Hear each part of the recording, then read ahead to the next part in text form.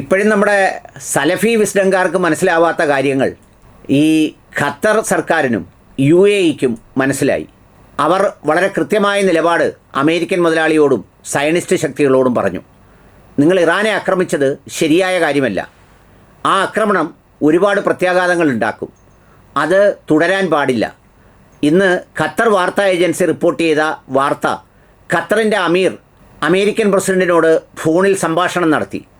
അടിയന്തരമായി യുദ്ധം അവസാനിപ്പിക്കണമെന്നും ഈ യുദ്ധത്തിന് ഒരു കാരണവശാലും തങ്ങളുടെ പിന്തുണ ഉണ്ടാവില്ലെന്നും കൃത്യവും വ്യക്തവുമായി പറഞ്ഞത്രേ.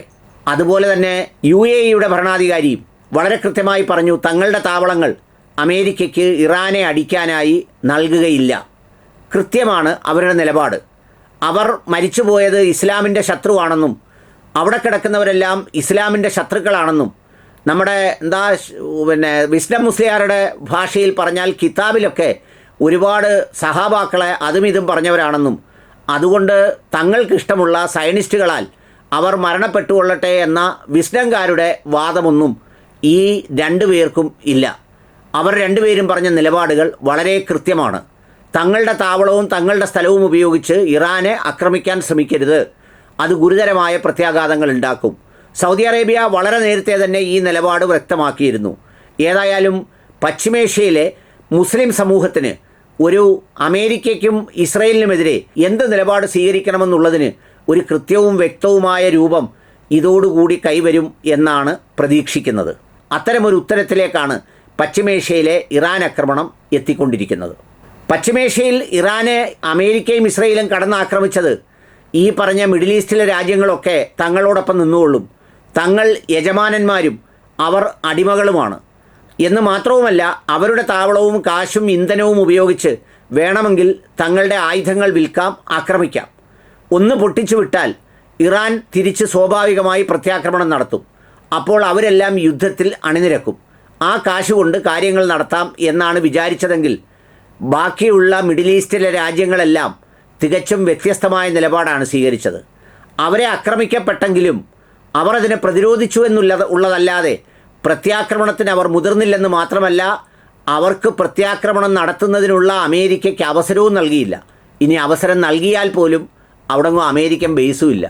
അതെല്ലാം അവലൂസുപൊടി പോലെ അടിച്ച് തകർത്ത് തരിപ്പണമാക്കിയിരുന്നു. അമേരിക്കയുടെ തണലിൽ തങ്ങൾക്കങ്ങനെ ഒരു സുരക്ഷിതത്വമൊന്നും അത്രമേൽ ഉറപ്പല്ലെന്നും അവർക്ക് ബോധ്യപ്പെട്ടു. അവരതിൽ ഒരു രാഷ്ട്രീയ നയതന്ത്ര വിഷയമായിട്ടാണ് എടുത്തത്.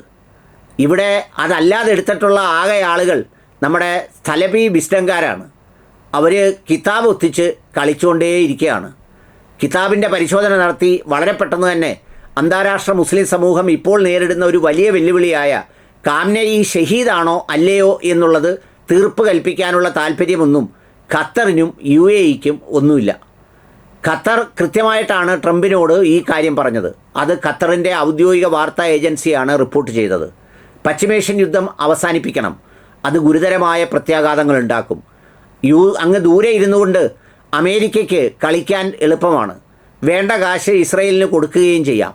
പക്ഷേ പ്രതിസന്ധിയിലാകുന്നത് ഈ മിഡിൽ ഈസ്റ്റിലെ രാജ്യങ്ങളൊക്കെയാണ്. അതുകൊണ്ട് ആ കളിക്ക് തങ്ങളില്ല എന്നാണ് പറഞ്ഞത്. UAEയും വളരെ കൃത്യമായി പറഞ്ഞു, തങ്ങളുടെ ബേസോ വിമാനത്താവളമോ ഉപയോഗിച്ച് ഒരൊറ്റ ഇറാൻ ആക്രമണത്തിനും തങ്ങൾ തയ്യാറല്ല, അതിനുപയോഗിക്കാനും പാടില്ല എന്ന് കൃത്യമായി ഇപ്പോൾ പറഞ്ഞിട്ടുണ്ട്. അവർക്കിത് മനസ്സിലായിട്ടുണ്ട്, ഇതെങ്ങോട്ടാണ് തിരിയുന്നതെന്നും എങ്ങോട്ടാണ് വരുന്നതെന്നും. ഇവിടുത്തെ പ്രധാന പ്രശ്നം കിതാബിലുള്ള ഈ പറയുന്ന ഷിഈഖ് വിഭാഗത്തിൽപ്പെടുന്നവർ അവർ നാളെ സ്വർഗത്തിലാണോ നരകത്തിലാണോ എന്നുള്ളതല്ല, ഈ സുഖകരമായി ജീവിച്ചു പോരുന്ന ഈ ചുറ്റുപാടുകളെ നരകതുല്യമാക്കാൻ വേണ്ടി നടത്തുന്നതാണ് ഈ യുദ്ധം എന്ന് അവർക്ക് നല്ല ബോധ്യമുണ്ട്. എന്നാൽ കുറച്ച് ജീവികൾ സ്വന്തം കഴുത്ത് ഒരു പുട്ടുകുടത്തിനകത്തിട്ടിട്ട് ആ സംഘടനയാകുന്ന പുട്ടുകുടത്തിൽ വെച്ച് ഇങ്ങനെ അതിനെ നോക്കി വ്യാഖ്യാനിച്ചുകൊണ്ടിരിക്കുകയാണ്. അതിനകത്ത് പുട്ടുകുടത്തിലിരിക്കുന്ന കിതാബിനെയാണ് നോക്കി അങ്ങോട്ട് വ്യാഖ്യാനിച്ചുകൊണ്ടിരിക്കുന്നതും. ഏതായാലും പശ്ചിമേഷ്യ ഇപ്പോൾ ശരിയായ ദിശയിലാണ്, ചില ശരിയായ ഉത്തരങ്ങൾ നൽകുന്നുണ്ട്.